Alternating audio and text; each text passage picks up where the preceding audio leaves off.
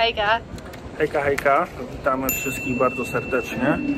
Jesteśmy w Hiroshimie, ale postanowiliśmy dzisiaj popłynąć na wyspę. Także zaraz zobaczycie coś nowego, a wyspa, na którą płyniemy, jest jednym z najciekawszych miejsc, które można tutaj zobaczyć. Ja już się nie mogę doczekać. Widziałam zdjęcia, wyglądało to bosko, także przyjechaliśmy tutaj bardzo długo, godzinę ponad jechaliśmy tramwajem, a teraz wsiadamy na promik. Chodźcie, przekonajcie się razem z nami. Są dwie firmy, które mogą Was przetransportować na wyspę. My wybieramy tą, która szybciej odjeżdża. Oczywiście trzeba kupić bilet w automacie. Bilety kupione, zapłaciliśmy 500 jenów, czyli 13 zł. I dodam tylko, że to jest prom w dwie strony od razu. No i teraz szybko idziemy na Łódź. Jak widzicie, właśnie przypłynęła, bo ludzie się wyładowują. A my będziemy zaraz się tam ładować. Tam jedna łódź odpłynęła. Tutaj macie łódź, którą my będziemy płynąć. Czas się pakować, bo już krzyczą. Ta podróż na pewno nie będzie długa, bo wyspę widać bardzo dobrze. Ale no to wszystko, co chciałem powiedzieć. Dzisiejszy odcinek sponsoruje właśnie ta świątynia. To dlatego przyjechaliśmy na tą wyspę. I jest to jedna z najbardziej majestatycznych i najfajniejszych, najciekawszych świątyń w całej Japonii. A słyszeliśmy, że jest jeszcze tutaj sporo innych ciekawych rzeczy do porobienia. Jesteśmy już na wyspie. Wyspa nazywa się Miyashima i jest to naprawdę jedna z bardziej znanych wysp i właśnie odkryliśmy też dlaczego, bo podobnie jak w Narze mają tutaj również jelonki. Także spodziewajcie się dzisiaj w odcinku jakiegoś bambika. Tymczasem odnośnie samej podróży, podróż trwała 5, może 10 minut i naprawdę nie ma co się rozsiadać. Po prostu trzeba zrobić kilka zdjęć tej świątyni po drodze i już będziecie wysiadać. Dokładnie, a ja już widziałam bambika, także idziemy. Ruszamy. Tak wygląda ta główna część, do której pójdziemy. Tutaj widzicie najważniejszą świątynię razem z bramą Tori na wodzie. A później jeszcze się pokręcimy po tych innych świątyniach. Mamy nadzieję, że to jest coś fajnego. Zobaczymy. No ale nie uprzedzajmy faktów. Bambik. Jakby ktoś szukał wspomnień z Nary, to jak widzicie, jelonków jest tu bardzo dużo. Są bardzo przyjacielskie. Bambików oczywiście spotkacie tu więcej. Tylko nie widziałem, żeby sprzedawali te wafle, więc pewnie ludzie się z nimi dzielą normalnym jedzeniem. A tutaj jelonki sobie odpoczywają. Leniwie, nikogo nie nagabują. Cisza, spokój. O, chyba jednak coś je. Hello my dear, bardzo mi przykro, nie mamy jedzonka. Ale jak znajdziemy wafle, to ci kupimy i cię odwiedzimy. Zanim rozpoczniemy to główne zwiedzanie, to jeszcze tylko taka informacja dla Was. Tutaj zaraz jest taki placyk. Jest tu naprawdę bardzo fajnie. Tutaj po jednej stronie znajdziecie sklepy, znajdziecie restauracje, znajdziecie wszystko, czego potrzebujecie. A tu możecie sobie usiąść i razem z bambikami coś zjeść. Niestety nie ma tu nigdy jedzenia dla bambików. Ale będziemy szukać. Bambiki chciały zjeść nasze jedzenie, ale nie daliśmy im. Znaczy nie daliśmy nie dlatego, że jesteśmy chamy i prostaki, tylko nie daliśmy dlatego, że to niezdrowe dla bambików. Ale poszukamy, żeby je nakarmić, bo to nie może być tak, że my spotkamy bambiki, a one nie dostają od nas szamanda. Wchodzimy właśnie do tej świątyni. Świątynia nazywa się Itsukushima Jinja. Jest to świątynia shintoistyczna, powstała w VI wieku. Jest ta brama, do której za chwilę dojdziemy, jest uznawana za jeden z 3 głównych, najładniejszych pejzaży w Japonii. Także chodźcie, zobaczcie. Warto też dodać, że wyspa, na której jesteśmy, to jest święta wyspa. Jeszcze do niedawna bardzo mało ludzi mogło tutaj w ogóle przypłynąć. A to, co jest w ogóle w niej najciekawsze, to to, że obowiązuje tu całkowity zakaz urodzin i całkowity zakaz śmierci. Więc jeżeli ktoś tutaj umrze, to nie można go tu pochować, trzeba go przetransportować na ląd. To samo tyczy się oczywiście z urodzinami. A jeżeli rodzina z pogrzebu na przykład wraca, muszą przejść specjalny rytuał, żeby się oczyścić, żeby niczym nie skazić tej świętej wyspy i świętej ziemi, po której właśnie stąpimy. A oto i brama. Brama ta, nie wiem, czy zauważyliście, stoi na 4 nogach. Chodzi o to, żeby była bardziej stabilna, bo ona na co dzień jest w wodzie. Dzisiaj można sobie spokojnie po nią podejść. W świątyni nadal można spotkać jelonki. Jest to bez wątpienia słodkie. Trochę żałujemy, że nie ma tutaj wody, bo wtedy na pewno to by ładnie wyglądało. Ale dzięki temu podejdziemy sobie pod bramę. A teraz idziemy do głównej części świątyni. Kilka zasad praktycznych. Wejście do świątyni jest płatne i jest ona otwarta od 6:30 do 18:00. Ile kosztuje? Zaraz się dowiem, to wam powiem. Już chyba widzę 300 jenów za osobę. Sama świątynia jest naprawdę ogromna. Tak jak Gabi mówiła, pierwszy raz została zbudowana pod sam koniec VI wieku. Później została przebudowana w wieku XII. Mniej więcej tak wygląda do czasów dzisiejszych. Tutaj jest taki bardzo długi korytarz, który łączy wiele budynków. Tych budynków jest kilkadziesiąt, sam korytarz też ma kilkaset metrów długości. I warto zaznaczyć, że świątynia jest zbudowana na palach. Widać to tam z lewej strony na przykład. Dochodzimy do miejsca, gdzie wszyscy cykają sobie foteczki. To jest takie małe molo, które wychodzi bezpośrednio na bramę Torii. I to jest ten jeden z najpiękniejszych widoków w Japonii. Ja mogę powiedzieć tylko tyle, że akurat z tego mola to nie jest najpiękniejszy kadr. Dużo ładniejszy to jest od drugiej strony, czyli z wody na świątynię. Co nie zmienia faktu, że wystaliśmy w kolejce, cyknęliśmy foteczki, a teraz idziemy zobaczyć świątynię w środku.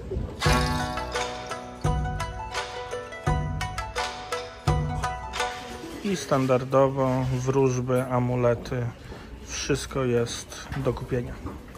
Nie bylibyśmy sobą, jakbyśmy nie zrobili jakichś magicznych zakupów. Także Gabi, co mamy? Japończycy będą z nas zadowoleni. Mamy amulet na Good Fortune. I amulet jest z bambikami. I będziemy go nosić ze sobą, żebyśmy zawsze mieli szczęście. I nie wolno go, pamiętajcie, jak kupicie taki amulet w świątyni, nie wolno go wyrzucać, żeby go zutylizować, jak już nie jest potrzebny. Trzeba go przynieść z powrotem do świątyni, gdzie zostanie spalony w świątyni na świętym miejscu.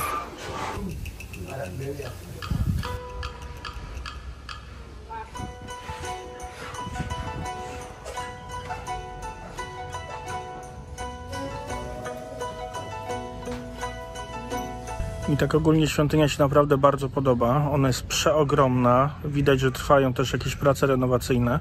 Ale to, co ja polecam, to polecam zapuścić się tak trochę z boku tej świątyni, bo wtedy możecie zobaczyć sobie całą świątynię, a z drugiej strony zobaczycie bramę Torii. I tak naprawdę to nie ma tu nikogo oprócz mnie. A że woda nam się skończyła, to postanowiliśmy po wodzie przejść się pod bramę Torii. Tak jak wspominałem, świątynia lepiej wygląda z tej strony zdecydowanie niż drugi brzeg, więc szkoda tylko, że nie ma wody, ale z drugiej strony jakby była woda, to ja bym tu nie stał, więc może to i lepiej. Patrzcie, jak normalnie wysoko sięga woda. Gabi jest całkiem wysoka, ma ponad 1,70 m, a tutaj spokojnie mogłoby ją zakryć.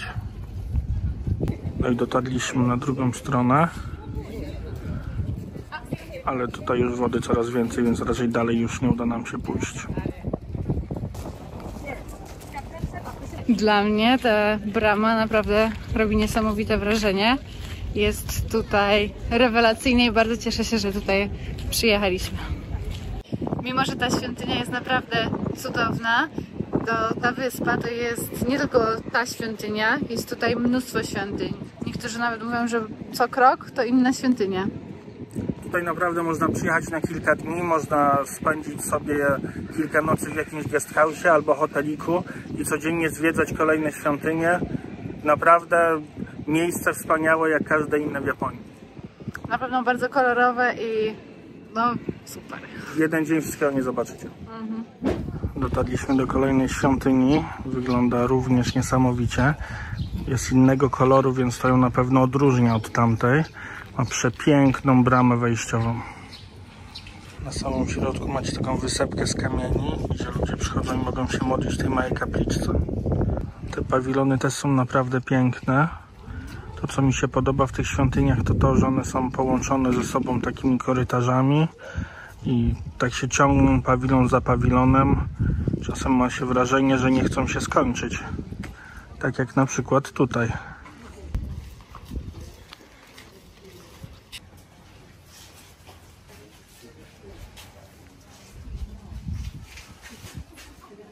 No i tradycyjnie zła wróżba nie jest zabierana do domu. Zostaje w świątyni. Dzięki temu wszyscy są szczęśliwi, a zła wróżba nie przylgnie do nas. Będąc w Japonii, korzystaliśmy z każdej możliwej wróżby tutaj w tych świątyniach shintoistycznych. Na szczęście wszystkie wróżby, jakie mieliśmy, były bardzo dobre. Także dziękujemy, Japonia. Ale dzisiaj już nie będziemy brali, może nie kuśmy losu. A teraz pokażemy wam nieco inną świątynię, świątynię Daiganji. Jak oddalicie się trochę od centrum, to odkryjecie takie fajne uliczki ze starymi domkami. Naprawdę bardzo klimatyczne. Tutaj nie ma już dużo ludzi. No a tak ogólnie, no to wiadomo, że to, co tutaj macie, to macie sklepy, macie hoteliki, macie jakieś restauracje. To są takie główne rzeczy, które są na tej wyspie. Tutaj jeszcze więcej takich starych domków. Są naprawdę bardzo klimatyczne. Czasem wygląda, jakby tam nikt nie mieszkał, jakby tam nic nie było. A tutaj po prostu ludzie są oszczędni w reklamę. I uważam, że też powinniśmy się tego uczyć od Japończyków.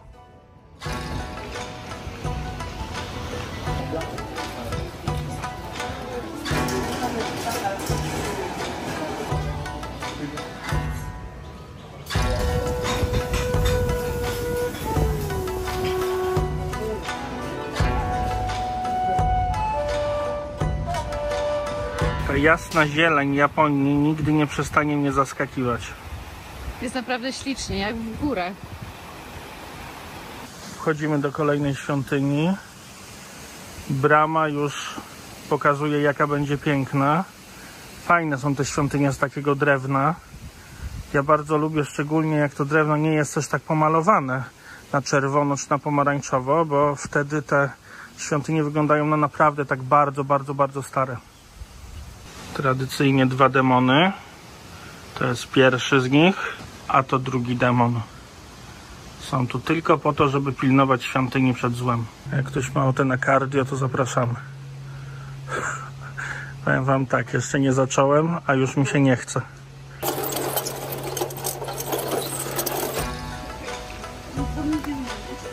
Palimy w dzwona.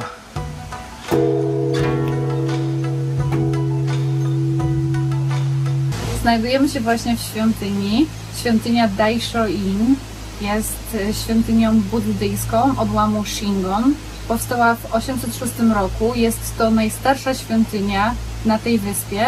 Jest również ona drugą najważniejszą świątynią w tym odłamie buddyzmu. W każdej świątyni znajdzie się też źródełka, gdzie można się oczyścić, obmyć przed wejściem do świątyni.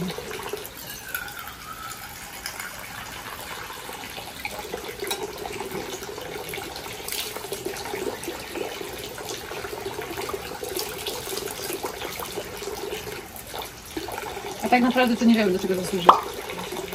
Dotarliśmy na górę.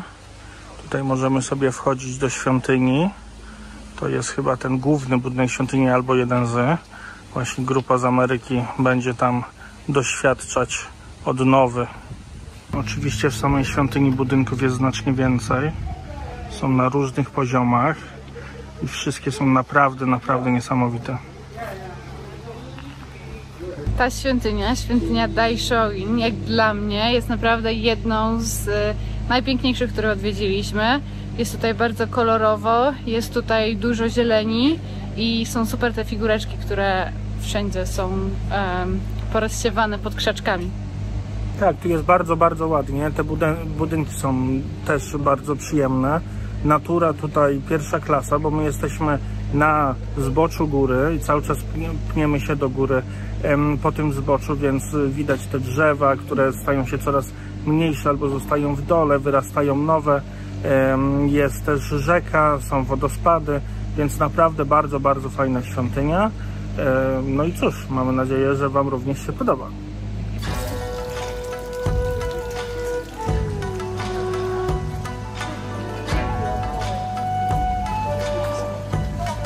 Yo. Znacie kogoś, kto ma taki długi nos? Ja słyszałem, że jest taki jeden polityk.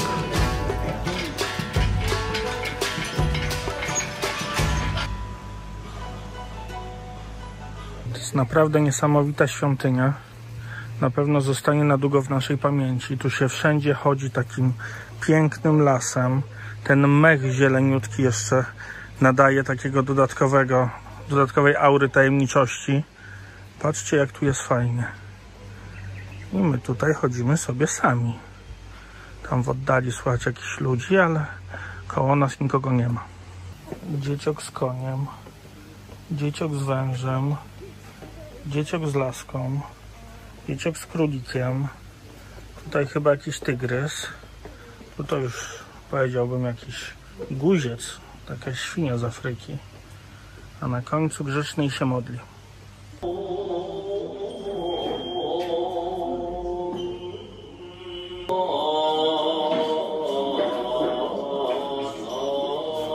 Wyszliśmy właśnie ze świątyni, która się nazywa Henjo Cave. Tam naprawdę klimat był niesamowity. Było ciemno, na suficie było przywieszone mnóstwo świec latarni, a z głośników odbywała się modlitwa. Aż ciarki przechodziło, jak się tam chodziło. Ta świątynia naprawdę ma magiczny klimat. Gdzie się nie wejdzie, tam tylko lepiej. Jesteśmy teraz na szczycie świątyni, tak to nazwijmy. Wszędzie widać dachy świątyń poniżej. I spójrzcie tylko na tą zieleń. Już wychodzimy ze świątyni, ale idziemy tylnym wyjściem. Mamy nadzieję, że to tędy, bo schodzimy za jakąś świątynię. Jak byliśmy na górze, to widzieliśmy naprawdę setki takich małych bóstw, które wyglądają mega słodko. I mamy nadzieję, że to początek tej drogi.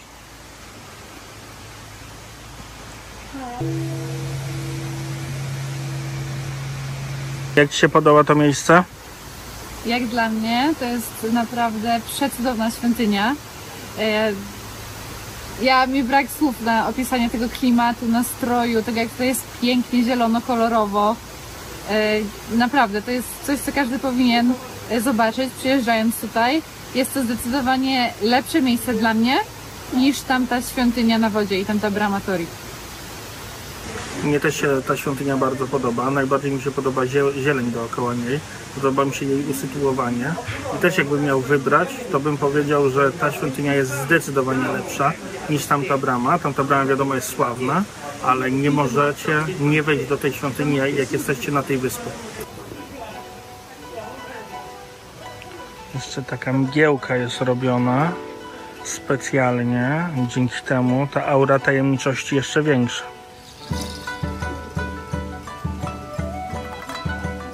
A jakbyście byli zainteresowani, to tych figurek jest tutaj 500. No już myślałem, że stamtąd nie wyjdziesz. Ścieżka była naprawdę magiczna, bardzo mi się podobała i nie chciałam stamtąd wychodzić po prostu. Idziemy do ostatniej świątyni. Obiecujemy, że już ostatnia. Wyszliśmy z naszej nowej ulubionej świątyni. Mega jesteśmy ukontentowani, tak moi drodzy? Chcemy być bardziej elokwentni dla Was, także będziemy używać coraz trudniejszych słów, jak nam się przypomni.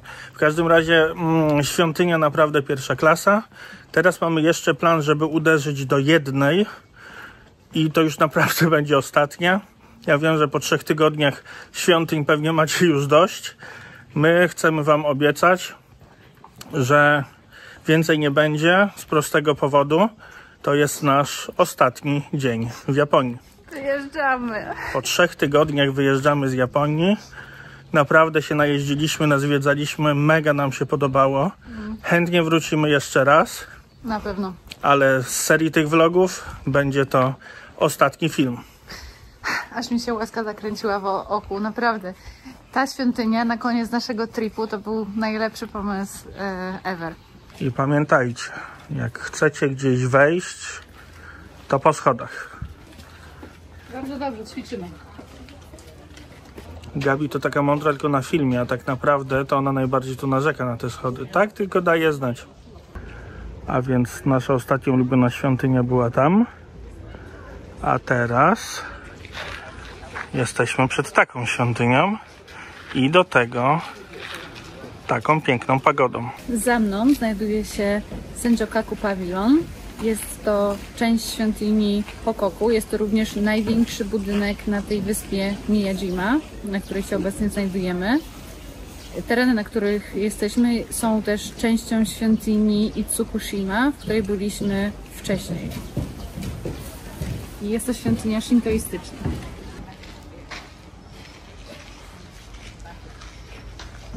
O, ktoś tu na zakupy się wybiera. Papa, będziemy tęsknić. Cześć. Do zobaczenia następnym razem. Postanowiliśmy, że w tym miejscu zakończymy tego vloga. Teraz nie wydarzy się nic zdecydowanie fascynującego, chyba że znowu będziemy mieli opóźnienie 3 godziny w pociągu. W tym momencie wracamy promem na ląd, później jedziemy godzinę tramwajem, później odbieramy nasze rzeczy z hotelu, kierujemy się do Shinkansena. Shinkansenem lecimy z Hiroshimy do Fukuoki, a jutro rano z Fukuoki lecimy w kolejne bardzo fajne miejsce. Także nasza podróż się oczywiście nie kończy. Jeszcze sporo przed nami. Czekajcie, oglądajcie, lajkujcie. My się żegnamy z Japonii. Trzymajcie się. Cześć. Sayonara. Arigato.